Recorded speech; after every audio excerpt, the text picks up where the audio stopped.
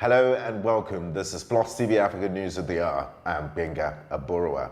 These are the stories making the headlines.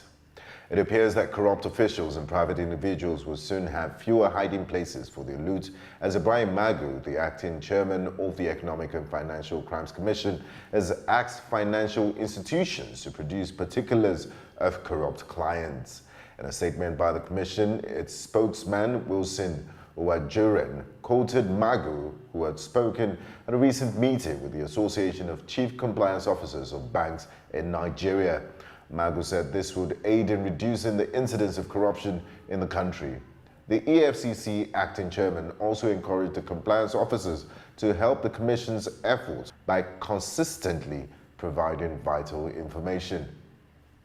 At least 9 persons were killed yesterday in a fresh clash between 2 rival cult groups in Yenagoa, the Bayelsa state capital.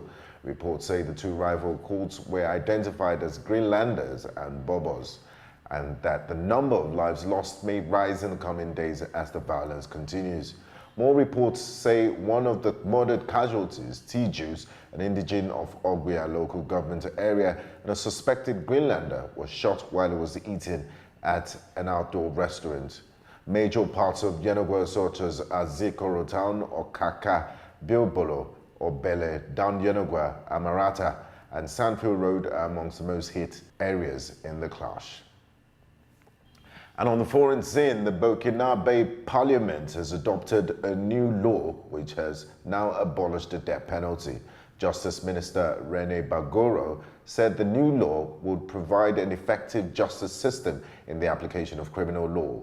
The national media believe that the change in law would encourage the extradition of Francois Compaoré, brother of former President Blaise Compaoré, who was ousted in the 2014 political uprisings.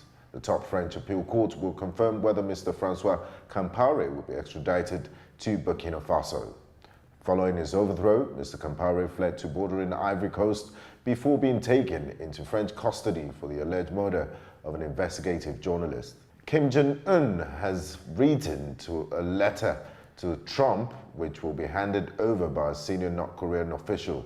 Though it was also not clear what was written, it was seen as a positive move that has been linked to whether the summit meeting will still take place. Both leaders are famous for the exchange of words last year before they agreed to meet at the summit in June. However, Trump cancelled last week, stating that Kim's behavior was hostile and filled with anger. Pedro Sanchez, leader of the Spanish Socialist Party, has proven the more popular in the Spanish elections on Friday. This came after Mariano Rajoy was voted out of office in a no-confidence motion, which was as a result of an ongoing corruption trial. Newly elected Sanchez is expected to resume office by Monday, and the appointed cabinet is to begin next week.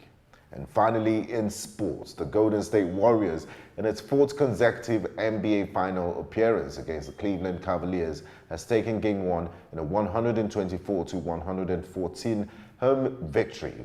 In a tightly contested game, the Warriors All-Star Kevin Durant, Stephen Curry, Klay Thompson, and Draymond Green contributed 92 of their team's 124 points. The game went into overtime, and the Warriors proved too hot to handle for the Cavaliers by outscoring them 17-7. Game 2 tips off on Sunday as the Warriors remain at their Oracle Arena, looking to go up 2-0 in the series. Cavaliers will be hoping to bounce back from this heartbreaking loss. And that brings us to the end of this bulletin at the hour. Stay with us for more updates during the course of the day. I'm Benga Aborowa.